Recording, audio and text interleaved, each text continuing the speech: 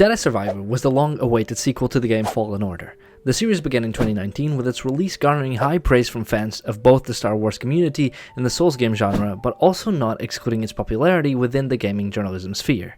With the Star Wars Jedi franchise precedent success, Jedi Survivor had an expectation to deliver high-quality gameplay, build upon its predecessor story, but not only advance the narrative and plot, but also improve where Fallen Order either fell short, or aspects where it could use with an improvement on. In many respects, the game did just that, but although its successes shone bright, its failures were so bad that the game ended up being review bombed by users on Steam, and, well, for some, its reputation was inevitably tainted. So, what happened exactly? Jedi Survivor was initially supposed to release in March of 2023, but got delayed until the eventual release date of 28th of April 2023, in order for the team to hit the Respawn quality bar and to provide the team with the time they needed, they said. But the team needed even more time. Although consoles saw somewhat stable releases, the PC port was very poorly optimized, which resulted in thousands of negative reviews on part of the players. Personally, even I made a video in the infancy of my YouTube channel of how I would not recommend buying the game in the state it found itself in at that time. The PC performance was terrible, and to this day PC still struggles, eating a huge chunk of any computer's CPU power. The sections of the game where it actually runs smoother is anywhere where the game is in a somewhat enclosed space as opposed to any open world area, which is not great considering that Jedi Survivor is a significantly more open-ended game in comparison to its predecessor. To this day, the annoyance is still shown on Steam reviews as the game's rating is still displaying as mixed, although recent reviews have become mostly positive. Now, we obviously know that Jedi Survivor is the sequel to Fallen Order, but if you didn't, now you do. But since the first one came out 4 years prior, it's easy to forget where the story left us. This is where the recap comes in, which is very mediocre. It's about 2 minutes long, it's cryptic, and while I was hoping that I would remember certain characters and events, it didn't really fill me into a point where I actually remember what happened. Honestly, you'd be better off watching a story recap video on YouTube and then resuming your gameplay. But let's get into the first and the most important decision you make before you start playing. How difficult do you want your experience to be? There's 5 levels of difficulty: Story Mode, Jedi Padawan, Jedi Knight, Jedi Master, and Jedi Grandmaster. This is an important choice because it will be the difference between being handheld through the entire game like a child, or the potential to develop irreversible anger issues and your children asking mom why dad is always angry. For this review, I played as Jedi Master. It felt right. Coming from a Souls game background, I had played as Jedi Grandmaster for the first time when I went through the game, but it felt a bit too extreme in terms of difficulty, especially as you finish the first section of the game and can start fighting optional bosses who actually kill you in one shot. Jedi Master felt difficult, but balanced and rewarding, but these are the difficulties I'd recommend depending on your background as a player. If you just want to relax, play through a pretty game, a nice story, and explore freely without too much of a concern, choose between the first 3. If you come from a background of playing Soulsborne games, choose the last 2, but beware that Grandmaster feels ridiculous, even for a seasoned player. Also, I'm just getting to a point where although I appreciate difficulty and still want a challenge, I find very little pleasure in actually beating a boss that I've been stuck in for several days. Life is hard enough as it is, man. I don't need a video game to remind me of it too. But moving on.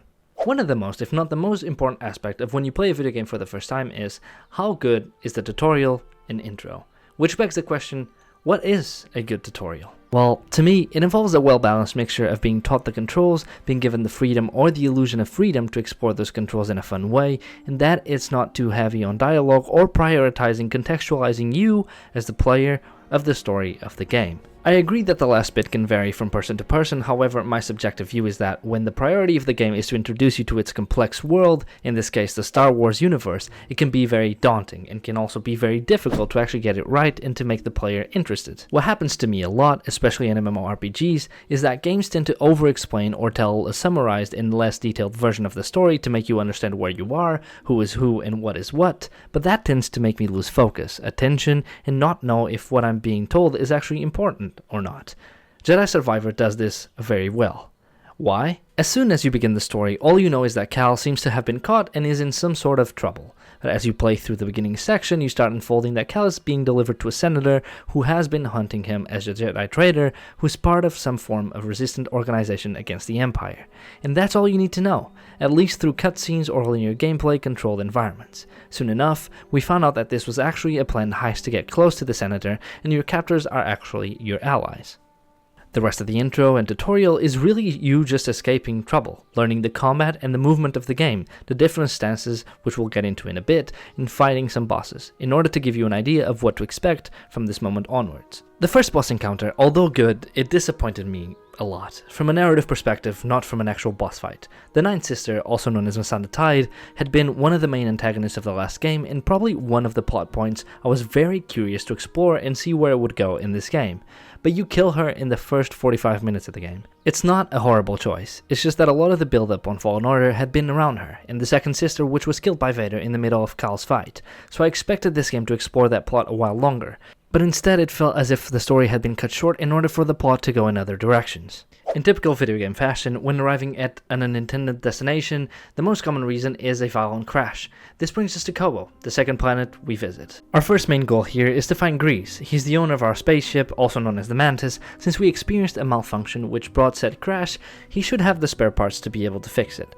We get introduced to future baddie Rayvis, who's a Gendai, but more on him later. If you don't know or remember Grease, he's a lovable, funny, and cranky old man with 4 arms, most notably known for flying the Mantis in the first game alongside Cal and Seer. The initial path in Koboh is quite linear, since we didn't arrive where we intended, which provides a bit of a taste of both the linearity we experienced in the Fallen Order game, but a side of exploration we have also become familiar with before. There's a variety of enemies in this place, from Imperial troops, the local wildlife, which can be a bit annoying, but also the Bedlam Raiders, which I guess you could say are an organized group of bandits and ruffians who are known to terrorize the area, who are led by Rayvis. After this initial area, this particular planet opens a lot more, becoming what feels like an open area, as opposed to what you describe as an open world. I say open area because it's self-contained. There are limits, some simply established as the end of the map, and others because you don't yet require the tools or abilities to interact with them, which I appreciate, although part of me does like to go on and complete all the collectibles in one go. I can't say I dislike the fact that a particular area remains useful and explorable later on in the game by having to backtrack to it to get all the fun cosmetics, which I will proceed to not use, but I can say that I obtained them, simply just because. As of recently, I appreciate this open area approach a lot more in video games. I've become quite tired of open world games. Not because they're bad, but I found that a lot of games of the open world genre seem to make the exploration and transport between waypoints quite boring and just not entertaining enough, which loses my interest in the meantime, regardless of whether the story is good or not. But we can't speak on the rest of this area without mentioning the performance on PC. I've heard that console players don't face the same challenges, which is understandable because they have a one-size-fits-all system, while on PC, it could vary drastically. However, my PC is quite decent, and also, it's been a year since the release of the game, but the performance of the game in Koboh is simply abysmal. It's better than what it used to be, but still terrible. The game stutters a lot, unexpected freezes, and just overall low FPS counts depending on which part of Koboh you are and how open the area is. This game just munches on your CPU, going over 60% most of the time on my system. The rest of the game is actually fine, but Koboh is particularly terrible. In the main town and in some particular surrounding areas, you are going to run into NPCs. They all have their little side story and are interactable, but the main point is that they can be recruited into going back to Grease's bar, which can be found in the main town. They all provide something different, either side quests, new shops, assisting with main objectives, etc.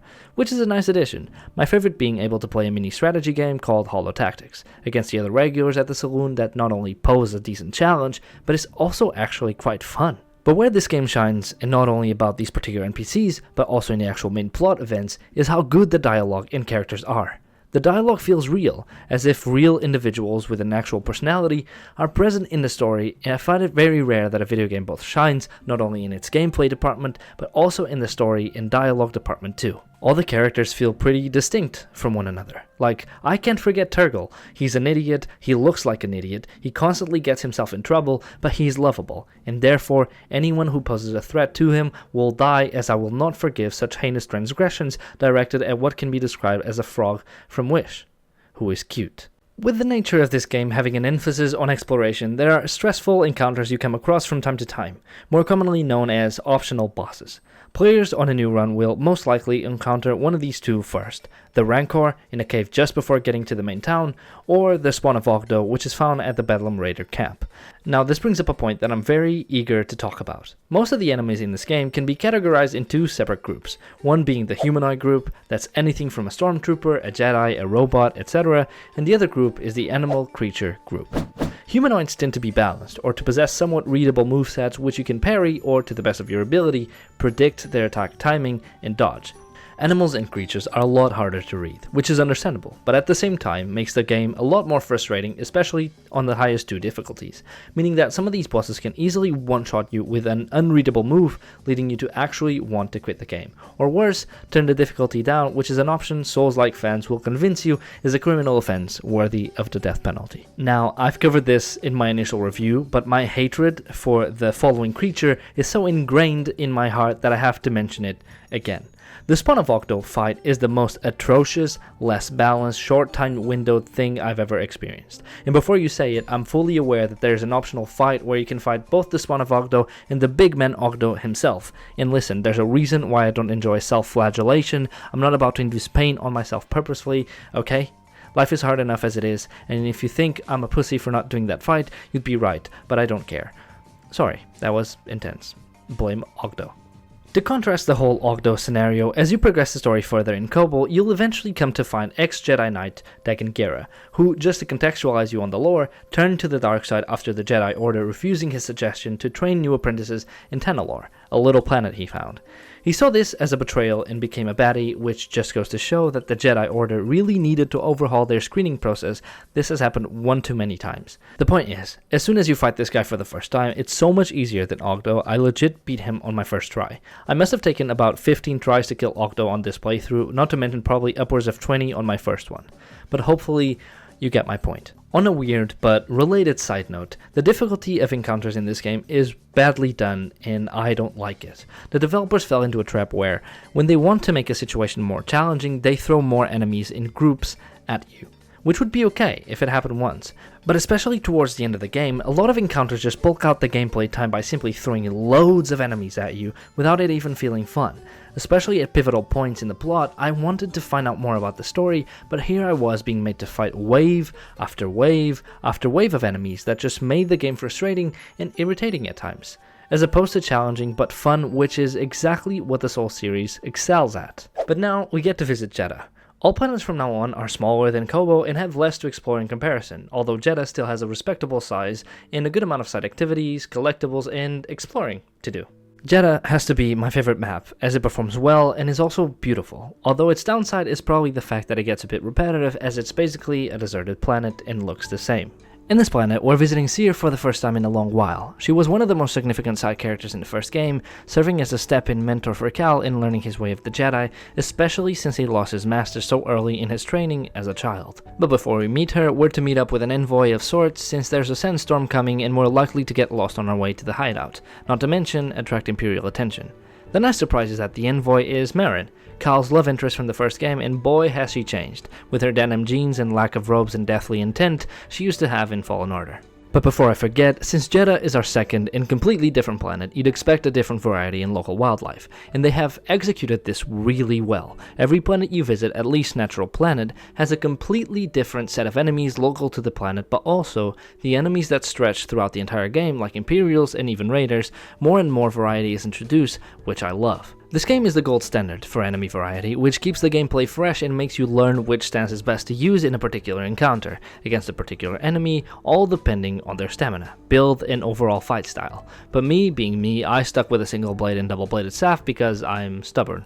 Since we touched on the topic, let's talk stances. There's 5 in this game, expanding from the original game, which only had 2, which are single blade in the style of normal Jedis, dual blade in the style of Jar Kai, double blade staff in the style of Darth Maul, crossguard blade in the style of Kylo Ren, blade and blaster, which I hated, but appreciate the inclusion. Each of these have their own skill tree in the skills menu. However, you probably won't be able to max out all 5 unless you're doing a completionist run. My advice would be to stick to 2 you really like and invest your skill points on those, while also investing on the other skill trees. Talking of the other skill trees, there's 2 other main sections of skills. Not only do you have the lightsaber section, but you also have the force and survival section. Survival relating to mostly your health and stamina, while force being self-explanatory really, anything to do with the force.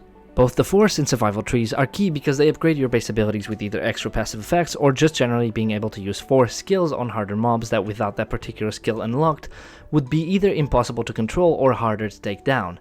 It's very easy to neglect the Force skill tree, which I'm guilty of doing, which will very likely lead you to struggling with particular encounters, especially when enemies are in greater numbers than you. But back to the story. As we make it through the sandstorm, we finally arrive at our destination and not only reunite with Cere, but also get to meet Master Cordova, which was BD1's old master, which got introduced in Fallen Order. We get to explore the hideout and get introduced to the Hidden Path. Hidden Path being a group that smuggles Force-sensitive people away from the Empire, essentially dedicating all of their time to finding security. This is why Tanalorr becomes so crucial in the game, because it can be a safe haven away from the Empire, as it is protected by a deadly nebula that enshrouds its surroundings. After this point, we get the choice to travel to one of two places. We either go back to Koboh or visit the new location Shattered Moon, in order to find a compass that would lead us to Tanalorr. But before I move on to the next planet, I do want to talk about the mounts in this game. Depending on what planet you're in, you can mount one of these. Nekkos, which are oversized horned chickens, Relters, which are basically paragliders, Spammels, which are creepy looking giraffes, and Mantabats, which you actually don't use during the main campaign, but you get to use them in Jedah when free roaming. They're not life-changing in any particular way, but the inclusion of them is a nice addition since it sheds a bit more light on how the developers tried to evolve this game in a lot of ways in comparison to its predecessor. From this point on, I'm going to keep the lore talk of the game to a minimum because it mostly becomes a cat and mouse game of trying to find a compass that leads us to Tanalorr, and we just mostly run around from place to place trying to get it while fighting baddies who also are looking for it. The Shattered Moon is the fourth location of the game that's including Coruscant. It's essentially a space station which has been somewhat destroyed over the years, due to a freighter collapsing with it. For a long time, it was an unstable place due to the collision which resulted in the Jedi Order abandoning it in favor of moving to Koboh due to its proximity. At some point, the moon became stable, resulting in the debris of the collision creating rings all around it. This is when the Bedlam Raiders took over the station. Apart from the fact that the Jedi Order used to operate this station, this location doesn't really have any particular lore relevance besides the following. Besides Cal and his group of friends, Dagan was also looking for the compass in order to get back to Tanalorr, which I found a bit weird considering he had been there before. Maybe he just forgot the way. Alongside Dagan, the leader of the Raiders was collaborating with him, a Gendai called Rayvis, this beautiful man. When he fought Dagan in the past, he was bested and he was made to be loyal to Dagan, therefore explaining their relationship. Rayvis is extremely loyal, especially considering that Dagan was frozen for nearly 200 years and Rayvis still maintained his loyalty, even after all that time. Essentially, the Gendai are a species which are made out of regenerative tentacles, meaning that they are really difficult to kill, even for a Jedi. On our second visit to the Shattered Moon, we fight Rayvis in order to find where Dagan is, as we know he is close to getting the compass back in Koboh. This boss fight is probably one of the most entertaining out of the whole game.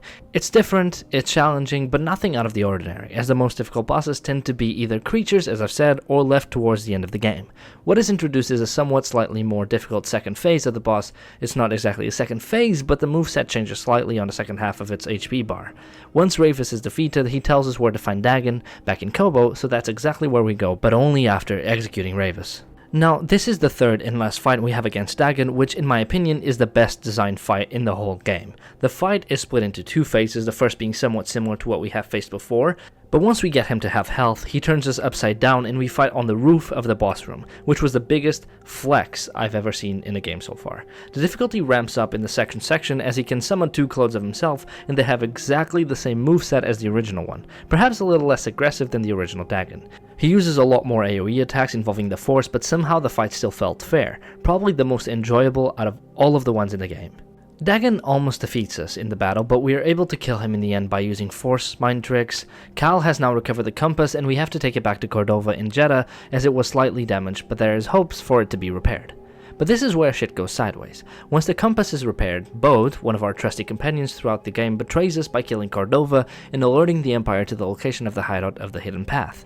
As Bode tries to make an escape, we have to go after him in one of the best looking sections of the game, chasing him in a speeder. It's a great section, but I have criticism. Considering how far apart more dynamic sections like this happen in the game, the control of the speeder is basically being on training wheels. It's linear and you basically just control the direction of the speeder from left to right, essentially a copy of Subway Surfers but just a bit more AAA.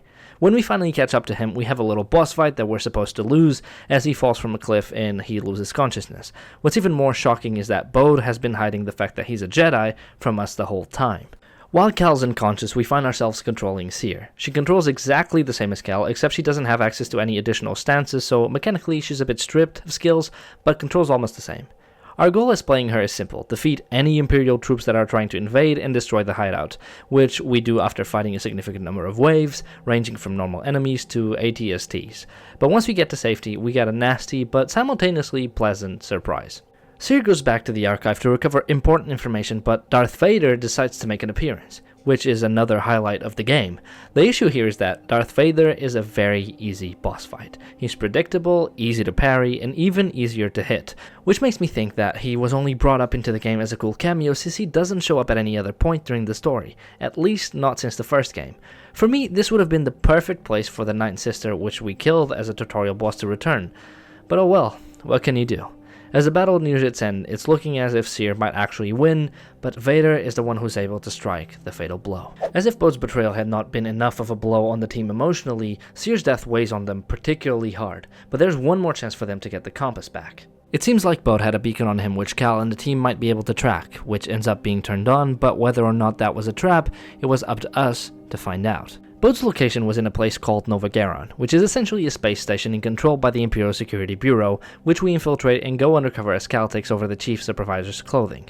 To put things into context, essentially Bode lived undercover with his wife and daughter Kata on the planet Byron during the Imperial era, but at some point his wife got murdered by the Inquisitorius, which led to him and Kata fleeing and looking for a safe haven which his previous colleague, Lank Denvik, was able to provide as long as he worked for them. But now that Bode knew of a place he and his daughter could be safe from the Empire, he betrayed both Cal and the Bureau by luring Cal to Nova Garon, which created the perfect window for Bode to flee towards Tanalorr. As Bode evades us, Cal gets mad, but I mean real mad, like dark side using type mad. At this stage, we get introduced to the dark side version of Cal's ultimate ability, which not only slows down time, but also increases damage exponentially, which was an interesting feature. Not only does it serve Cal's frustration with all of the incredible hurtful succession of events in the last few sections, but as the gameplay mechanic as well. It becomes an easy way to mow through enemies whilst you don't have to use it. It emphasizes the fact that the dark side is easier and more seductive to use, although the downside is that it greatly trivializes combat and throws a lot of the fundamental mechanics out the window. Although we lost Bode, we're still able to get to Tanalorr as Centauri Kree, Dagon's old companion, hid in a message that if the arrays in Koboh were to be activated, he would open a gap in the nebula surrounding Tanalorr which would allow us to get through. So we do just that, whilst the funniest cinematic in the whole game plays, all thanks to Grease.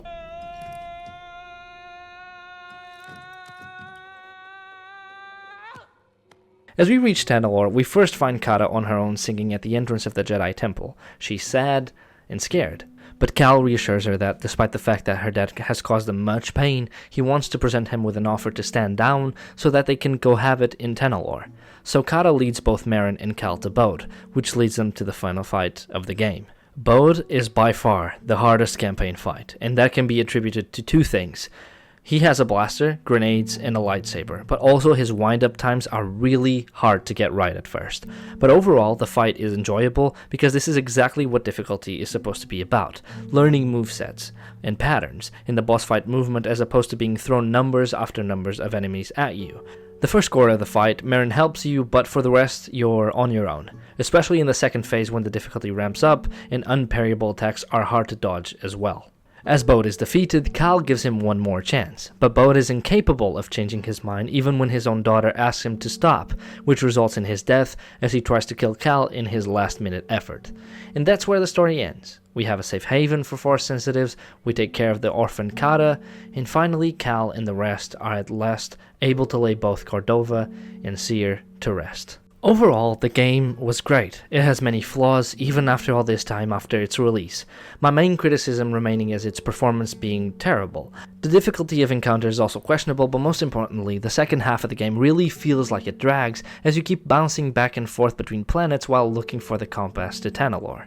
The best aspect is by far the acting. Everyone did an incredible job. All of the characters have some level of charisma and feel real, from Turgle all the way to Z. The plot was also an incredible rollercoaster of emotions, diving into topics about maturity, betrayal, learning when to hold on, and when to let go. But most of all, it's a story about emotions, the power they can have over us, but only if we let them. Would I recommend the game? Yes, but buy it on console, less performance issues. Like the video if you enjoyed, and subscribe as it would help me a lot. Let me know what you think down below in the comments, and I guess I'll see you guys in the next one.